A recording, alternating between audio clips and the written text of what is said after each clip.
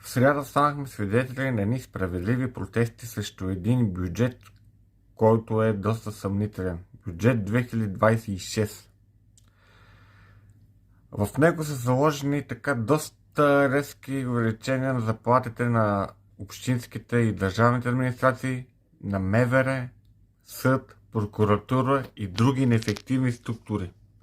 Вместо увеличение на заплатите може да се помисли за реформа, защото България е страната, в която има най-много брой полицаи на глава на население в Европа. Това е факт. И вместо да ми дигате минималните заплати на нов полицай, който в момента новия полицай ще започне да взима 2800 лева, което за мен е скандално, защото нито виждам в тази структура промена, нито по-добра работа, а дори напротив, МВР се участва с престъпниците в някакви схеми. Полицайката Симона, която криеше Георги Самарджиев, убил две момичета. Това е МВР. И не е нужно ние да им плащаме заплатите работещите хора. В момента говорят, Бойко Шакалкави, вика си изтегляме бюджета, не го изтегляме, но говорят в абсолютно други неща. В смисъл, вчера са били там по Разлог, по други места, за някакви младежки академии на ГЕРБ, което за мен си е направо безобразие. Лъже там хората, лъже глупавите младежи. Говори там че това бил най-социалният бюджет.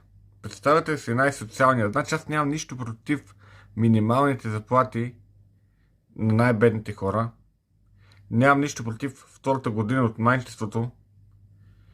Но да увеличава заплатата на полицаите за това да отделяш близо 1 милиард, за да увеличиш разходите в МВР и в същия момент да увеличаваш вноската, да се запълни бюджет и да теглиш заеми, рекордни заеми, това е безобразие, това е бягане от отговорност. Тук не спряха да обвиняват Асен Василев, в който са имало периоди, аз съм го харесвал, но той точно в този момент се държа много мъжки. Показва, че има много повече топки от това нещо Делян Добрев.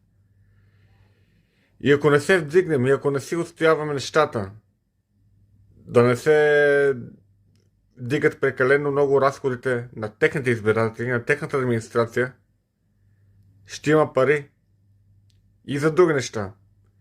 За да се попълни пенсионния фонд, за инвестиции в България, които ще дадат обстановка за по-добро развитие. В момента с този бюджет ние ще изгоним инвеститорите си. И тук има един виновен. От една страна ГЕРБ и Делян Пеевски.